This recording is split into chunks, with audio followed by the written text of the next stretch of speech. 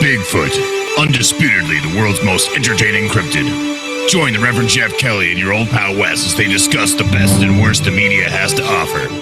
Movies, books, TV shows, commercials, all on Bigfoot Entertainment Weekly. That's right, people. If you're just tuning in from last week, we've got a brand new game and a whole new name. I am your host, the Reverend Jeff Kelly, and we are Bigfoot Entertainment Weekly. We are going to break it down each week, depending on what the hell we decided to watch. And this week, we decided to watch The Creature from Black Lake. With me, as always, is your old pal, Wes Losner of weslosner.com. How you doing, stud? What's going on? How you doing? Whoa! There we go. Busted my nose straight off the pages tonight. That's right. We're talking about The Creature from Black Lake tonight. Now, dude, the very first time that I saw this movie was, 1976, probably the year it came out. Maybe it was a couple of years later at the drive-in after Invasion of the Giant Ants. This thing came on late at night and people were, figuring the kids would be asleep and they'd stick around for the Bigfoot movie. I don't know what the hell our parents were doing at the drive-in in those days anyhow. But when was the first time you came across this one, buddy? I want to say just maybe like last year. Oh wow, really, that's excellent. So you caught it as a new guy, as a classic. So you went back to classic. That's so cool, and that's exactly what we're doing here. We're playing in the 70s with these movies right now. This was filmed in 1976. Let me give you the IMDb of the storyline for The Creature of Black Lake. According to IMDb, some fishermen are attacked in Louisiana swamps. When the word gets out of the mysterious Bigfoot-type creature, two researchers come to a small town to study and hopefully discover what the beast is. Their research from some farmers help the two men learn that the creature may very well be angry and murderous missing link. Written by Wallace Entertainment via IMDb. So if you haven't figured it out yet, too, people, we've got a blog. You can check out all that information at squatchitall.blogspot.com. Now, I think the storyline sums it up pretty much for me. What are you thinking? They weren't lying to us when you read the storyline. That's pretty much what you get. But, dude, talk to me about the confusion at the beginning of the movie, bro. Oh, okay. All right. Yeah, because I wanted to mention that. That's just like, what? Okay. First, so it starts out every movie like we always have. If it's a Bigfoot movie, you've got coming through the swamps and the animals and the frogs croaking. It's just what happens. Yeah. Moving along. The real cheap swamp footage, and you get the really lame music and everything. You get the two dudes in the boat, right? So now you get these guys in the boat for a minute or two while they're doing so and so starring blah blah blah blah blah. All right. Anyways. So then they start noticing something's fucking with their bait, all right? And so then you're getting that, so then you get the little catch of the side view of the creature and all this bullshit, all right? So you're getting this creature or whatever. Totally submerged swimming, which, by the way, I wonder why we don't have sighting reports of this in the real world. I mean, this is a really old movie. Everybody seems to have all their sighting report stories of extraordinary Bigfoot come from these old movies. So I wonder why we don't hear about under submerged water. Maybe that's why we can't find them. They swim under the water into submerged caves and live there. Yeah, and so new theory. You're getting this scene, and then it's cut into a Bigfoot class. Then it's cut to a swamp. Well, Bigfoot class of 76? I mean, we don't have a Bigfoot class now. Who are they kidding? Yeah, so and it just keeps cutting, and then you just see this dude's investigating this noise he heard on his boat, and boom, gets yanked into the water by. It almost felt like Jason's mom in the original friggin' Friday the 13th, where she jumped out of the water. Where Jason jumps out of the water at the end and pulls dude out of the boat. It had that same creepy feel to it. I wonder if that's where they got the idea from, because I think it came later. Anyhow. And so that whole thing where it just kept going back and forth, that was gonna be one of my what the fuck moments. But then there's a few other things like that. But basically the movie starts out just like how those other movies started out. I think they all were watching the same thing in Or they're they just all got recycling the same script. Yeah, they've all read the same script, so they're just rewriting it for their own instead of buying because the old. You get that whole deal. Okay, they're going out on the Bigfoot class is setting out on an expedition. These two kids are going to go out and, then they are going to go search for answers. And I don't think not once they say where the fuck they are. No, they went. Yeah, well, they do. No, they did talk about it. It was somewhere between Lower Arkansas and Northern Louisiana. Because I remember that conversation in the hallway of the school. It looked like a high school. I'm not really sure if this was a college of some sort, but I've never seen a college with actual lockers on the wall. But yeah, they were coming from Ohio down south to this little town somewhere between Arkansas, and Louisiana. Sorry, folks. I'm trying to pronounce it with the proper accents. I'm just not that good at it yet. But yeah, so it's somewhere in the backwoodsy, trees don't fork portions of the world. Yeah. So then they introduce the joke of this whole movie, which is the goofy guy doesn't like chicken. All right. So, haha. That's going to be your joke through the whole movie is he does not like eating chicken. Well, that's at least a better joke than this one was. Oh, fuck me.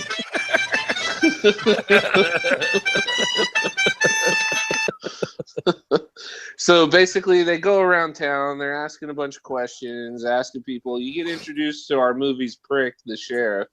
Yeah. Well, they start out, they go to the barber shop. Yeah. And it's like, who goes to the barber shop for information? But back then in the 70s, everybody hung out in a barber shop, dude. It was like old men would be lined up outside, not even needing a haircut. They're just there to shoot the shit and get the gospel for what's going on. Yeah. So that's where they met the sheriff and everything. And I shot the sheriff. So then they go to the cafe and the dude's ordering a burger and ends up meeting this crazy old guy flipping out, about the creature being, well, he was one of the trappers in the boat in the very beginning of the movie. Yeah, now let's talk about that guy for a minute. Now, if you guys are old movie buffs, holy crap, the guy that plays the old trapper in the boat and the crazy old guy in the movie is this guy. He played the doctor in Cannonball Run. That's right. That crazy old one eye goes one way, one eye goes the other way. This crazy bastard was the guy that played in the movie. He's been in movies a long time. I did a little bit of search on the guy. Elam is his last name. I can't remember his first name at the moment, but I mean, here's 1964, dude's like a badass cowboy in an old flick. So hallelujah, there's actually some decent acting in this one for a change. Yeah, so as they're leaving that whole scene and everything, a dude walks up and tells him that he's seen the creature and he needed a ride. So then this guy gets a ride and starts telling his story that when he was a kid, his parents were killed by Bigfoot or some shit. Right? Is that he was living with his granddaddy. Now, I think we skipped my favorite part of the movie. Now, so we got back up just a little bit. They were telling one of the stories where these folks had broken down on the side of the road and their car. That's his. That's that guy's story. That's that guy's story. Okay, so we're right there at that point. Yeah, so these this is my what the fuck moment in the friggin' part of the movie. These people were broke down because they got a flat tire and they're out in the country. It's the 70s. There's still dirt roads everywhere. They just throw out the picnic blanket. They're playing around. They put the toddler down just to wander off on his own. He wanders off back into the woods. Mama finally realizes that he's gone and gets up and goes looking for him. She gets to him just the moment that she realizes the Bigfoot creature just like, rah! He's gonna fucking eat the little kid. So what does she do? Not like a good mom. No, she doesn't pick that baby up. She sacrifices the baby and goes running backwards, screaming while daddy comes running with the tire iron to come to save the day, snatch up the kid and run away. And I guess that was the point at which the parents were killed. Yeah. And that's why he was living with granddad. But granddad was kind of in his way. He didn't want to talk about shit. Yeah, they made the granddad get all happy about his $25 reward. And his $25 reward. That's right. He had to bribe the old man to tell him about the Bigfoot type creature. Yeah, so they eat dinner. They're talking with this guy, and he tells his part of the story and all that crap. And they hear a donkey. Dude freaks out. They have to leave. Like the movie goes on to that, and they end up in the barn, and they end up sitting there, and dude's like sitting there with his little recorder, and he's talking about what happened and everything. And here, the creature does not fail anyone. He shows up and just starts roaring, scaring everybody. So they get that recorded. And I have it written really big in my notes that I wanted to make fun of this guy.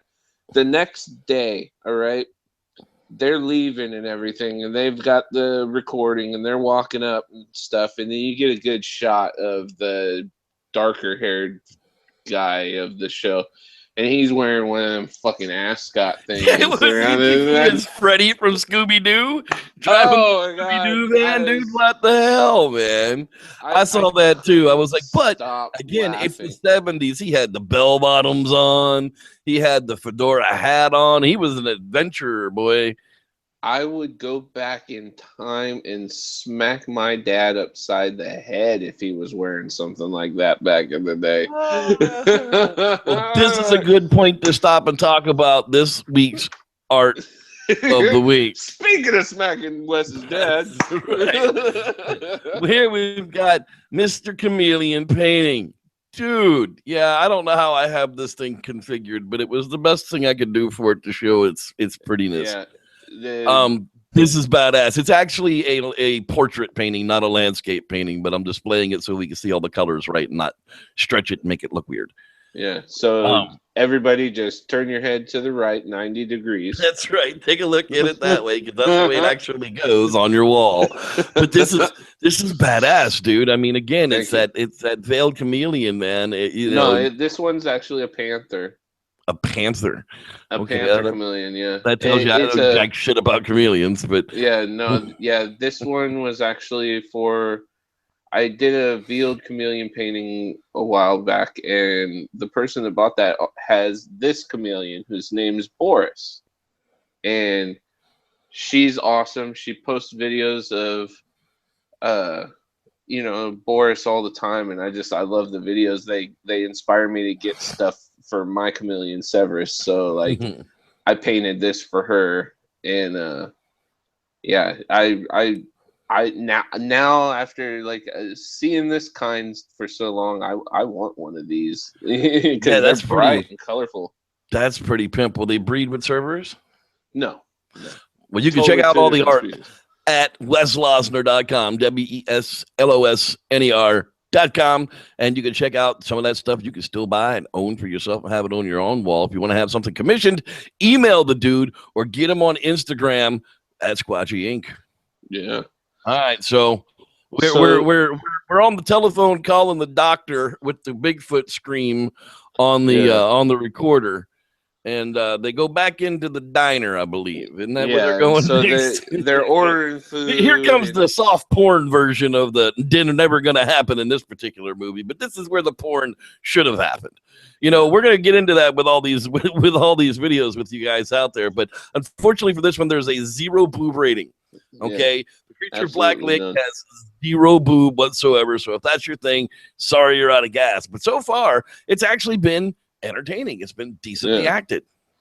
But so in the diner, these guys are getting scoped out by these girls. They order their food, which was a fuckload of food. Good. Yeah, she had looked like man was 2 5 cheeseburgers each for the guy in the ascot.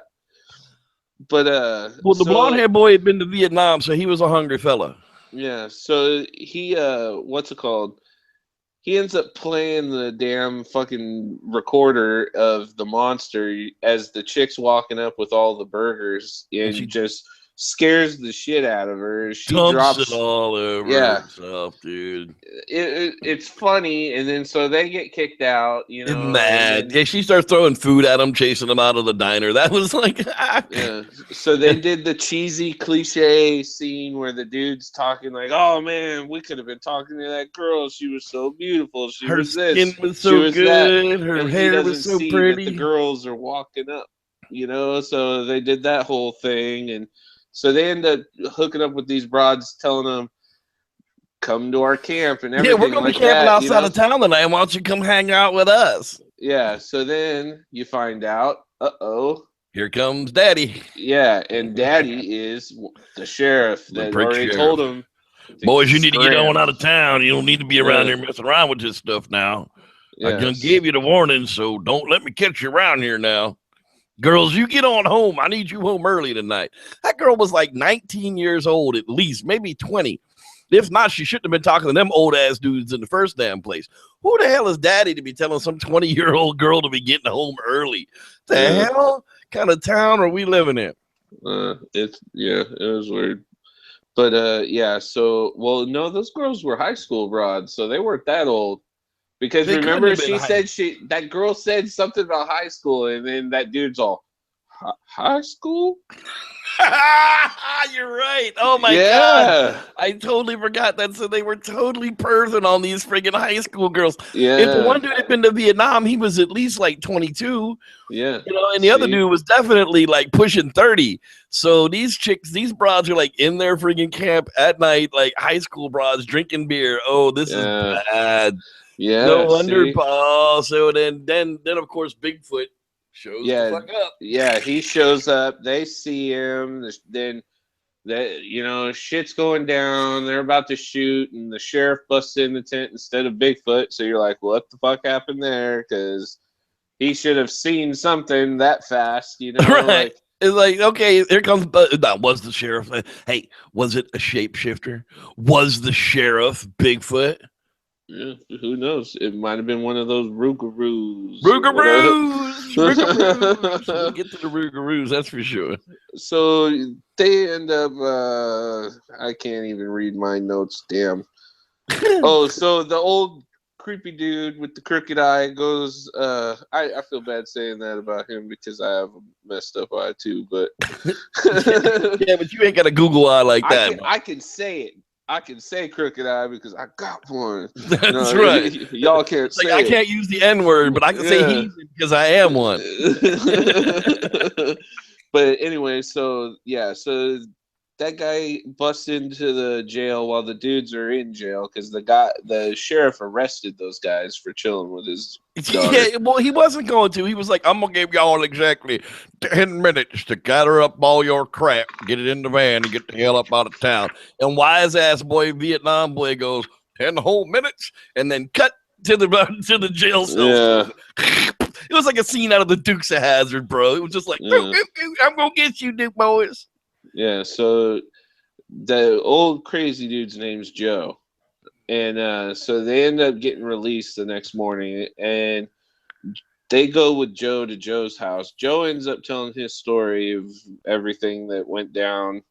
And then so the guys are like, all right, peace out.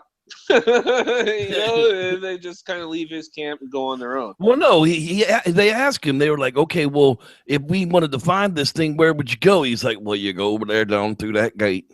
Yeah. And you go on down the road and you just keep on going, keep on going. And the next cut we get is these dudes setting up the camp way the hell over wherever the hell you just keep going is. They finally got to wherever the hell you just keep going is. Yeah. Set the hell up camp. And it's just these two dudes from Ohio at this point. There ain't nobody else around. It's like, yeah, this is like waking up in an Asian friggin' arena with the drums beating after you've been drugged and put on a boat. Boom, boom, boom, boom. Yeah, so I just have I have it like basically right after they set up and everything. This movie is boring.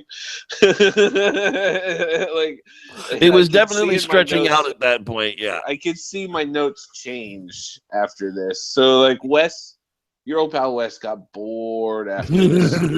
All right, so it did get this particular scene went on for like 30 minutes of the movie. The movie's only like an hour and a half. Okay, so all the really good stuff that went on was just like little snippets of everything, all building up to this 30-minute drag on scene of these two douche knuckles out in the friggin' wilderness encountering Bigfoot firsthand.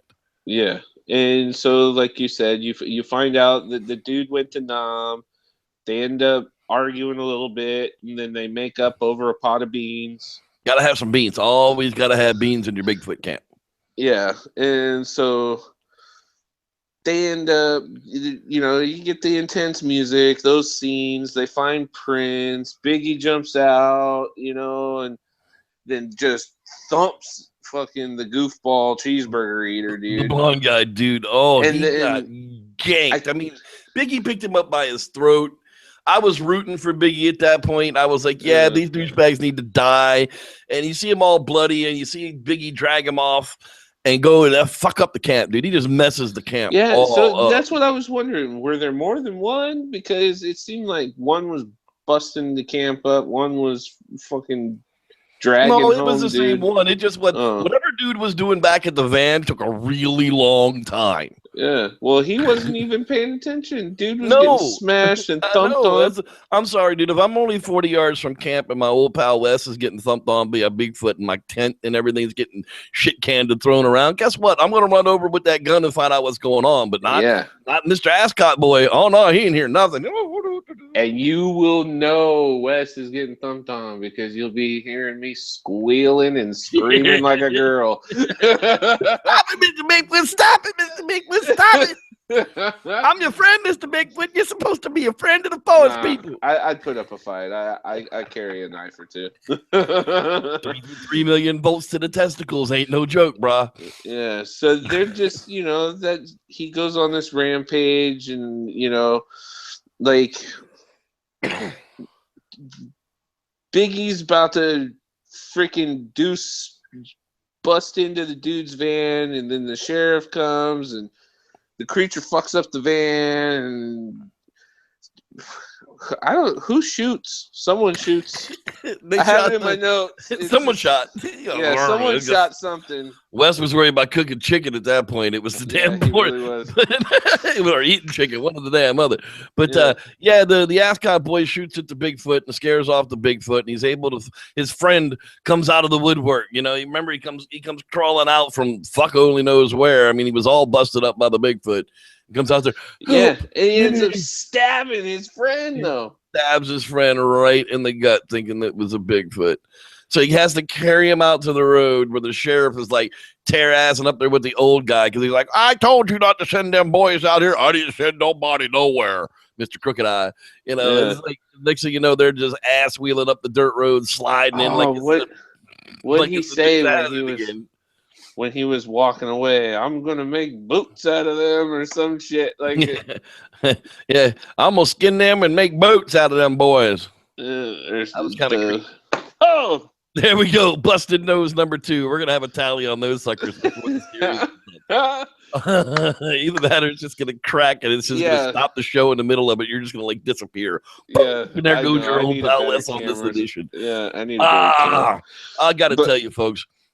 This is a good point. We're going to stop and talk about the tattoo of the week. Now, this is like some brave stuff right here, dude, because, you know, I ain't trying to like have this done to me. But what is up, dude? This chick's got some seriously cool hands. She was hardcore. She showed me an idea. I took it a certain way to make it a little more better. And Mo better butter. Now, were the roses already there and you just did the skeleton work, or did you put the roses in too? Yeah, no, I only did the skeleton stuff. I didn't do any of the other stuff. You did the flesh tearing. I had tatted. I've tatted her before, just not the. Those nails look vicious, dude. She looks like she could kill you with that crap. Yeah, she's I think she's like a cosmetologist or something. Vampire nails or some shit. I don't know, dude, but the tattoos are freaking cool as hell. Now, Wes is over at Good Neighbor Tattoo in Escondido, California, and at Squatchy Inc. on Instagram. And he usually has a contest for a pre-portrait going on, so let him tell you about that. Oh, yeah. Well, I usually, it's every month. I haven't put one up for this one. I kind of lagged on it, you know, but next month I'll be putting one up. But hey, you can't give away $1,000 worth of work every time you turn around. Yeah, I mean, I've been, you know, really swamped at work, and I didn't have time really to be messing around with that right now. So like, I'll be doing it again. It's right now I didn't have time for this last month. Sorry. It happens. It's all right. Yeah, but check it out at westlosner.com, and you can check out his tattoo and his art for sale. Let's wrap this edition up, buddy. Yeah, I mean, that's basically how that movie ends, really. Dude gets stabbed, they get him to the hospital. Yeah, and he's like, oh, dude, you got to be okay. It's the typical, friend crying scene at the very end of the movie. It's like, I'm so sorry I stabbed you. You just have to be okay. And the kid's been in a coma, and all of a sudden it's just, yeah, I want okay. Hamburger and fries and a Coke. And a Coke. Yeah, no Coke, Pepsi. But yeah, dude. So the typical happy ending, and then the credit line. For me, I give it 2 out of 5 stars. For 1976, it was probably pretty pimp. It was one of the originals that were out there. It's like I said, I'm surprised that we don't have submerged swimming Bigfoot, underground cave dwelling Bigfoot. Maybe that's why we can't find them. We got a new theory on the show automatically tonight. But for me, 2 out of 5 stars. It's not my absolute favorite. I probably won't dig it out of the archives for a while, but I enjoyed watching it a couple of times that I did this week. How about you, buddy? One is good. One time was good. Yeah, the rest of them were a little bit much. Yeah, I'm kind of with you, but to get the real grip of the review and to give people an idea of what really feels with the movie, it's really good up until the last 30 minutes of the Bigfoot chase, and then it's just like, oh God, more? No. But still, if you haven't seen it before, definitely pipe it up and give it a watch. It's really dry in the humor department. It's not. And 0 boobs. I mean, you can be dry in the humor department, but you got to give us some boobage. Sorry, it's the way it goes. It's a Bigfoot. Yeah, if you're going the horror route, yeah. Yeah, there wasn't a whole lot of tried to be scary in this one either. Yeah, they just tried to be scary with this one, and it really didn't give the real horror feel to it. It's been deemed like the Boggy Creek without the documentary, and I kind of get that feel to it too. Yeah, because just like in Boggy Creek, that one of them that we watched, he was swimming in the river too, like. Well, that was eating that deer. The second one, yeah. When he busts that deer's head off. Yeah, it was the first and the second one that he was in the water. Kind of creepy. All right, well, that's going to do it for us for this edition of the Squatcher Sounds podcast. However, we do hear... not the Squatcher Sounds podcast. Wow, look at that. Bigfoot Entertainment Weekly. However, here... Hang on just a second here. Let me get all this straightened out for just a moment. Here at Bigfoot Entertainment Weekly, we have a public service announcement to deliver. This week's public service announcement is for you bush people. Stop eating bush meat. Chimpanzees and other primates are so close to your own DNA that you can practically be your cousin. So, hashtag stop eating your cousins. Thanks. Please. And good night. Don't eat.